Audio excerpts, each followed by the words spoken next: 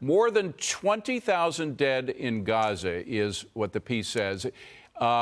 A historic human toll, Israel's response, an all-out bombardment of Gaza and a ground invasion has killed almost 1 in 100 people in the Strip. But these numbers, the numbers of that 20,000 dead, that comes from the Gaza Health Ministry, which is controlled by Hamas, and you know what Hamas is about.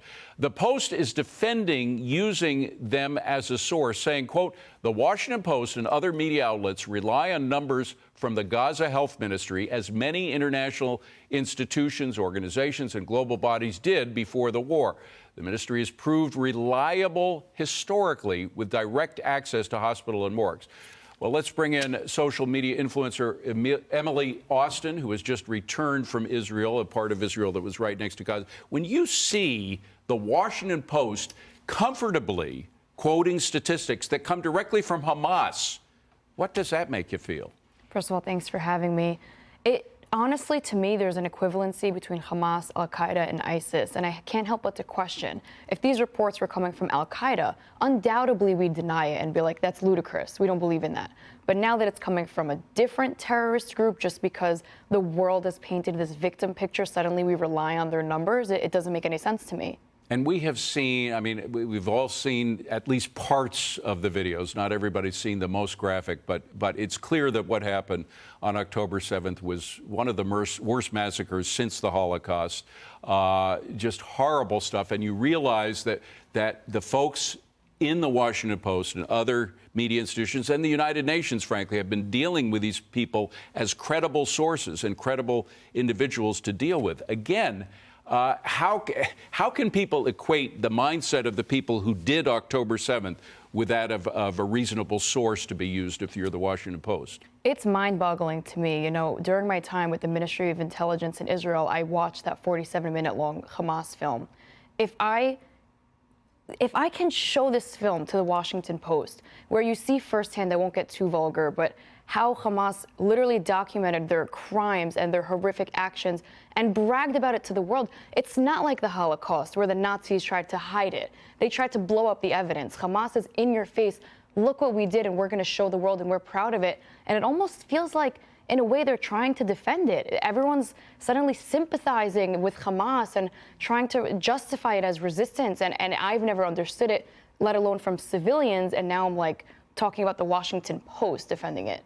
Now, you just came back from that area, from the area of Israel that was hit hardest on October 7th. What is the situation now? Is anything getting back to normal?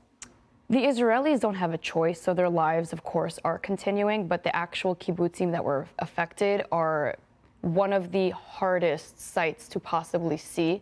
You know, we see photos online, and you see a house, and you see another house, but to actually walk through a village and see an entire community, not just the physical houses, but the people who were in them on a Saturday morning drinking their coffee were burnt with them and killed.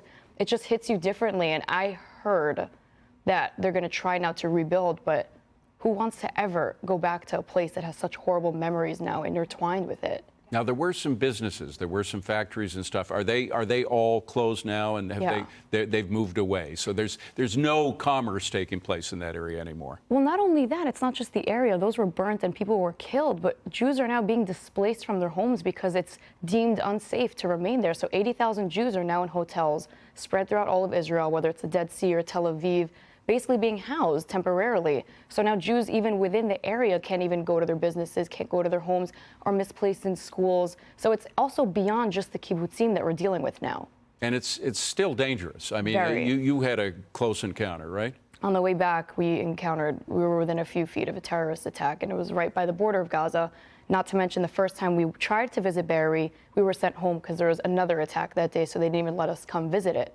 Now, unfortunately, a lot of the propaganda is working. I mean, it's working its way into the consciousness of Americans. A month ago, 54% of Americans unequivocally supported Israel, more money for Israel. Now that number is down to 45%. So it's gone from 54 to 45. What would you tell people who are unfortunately bombarded by this pro-Hamas propaganda about what the reality is in the situation? I like to prompt people to think, so I just ask them a simple question. what is the proportionate response? If you can give me the right answer, then we can have a proper conversation. But everyone's very quick to say, well, I don't have the answer to that. It's not my job. But apparently you thought it was your job to give your opinion and to share false propaganda on social media. So what's your opinion on what is the right thing to do?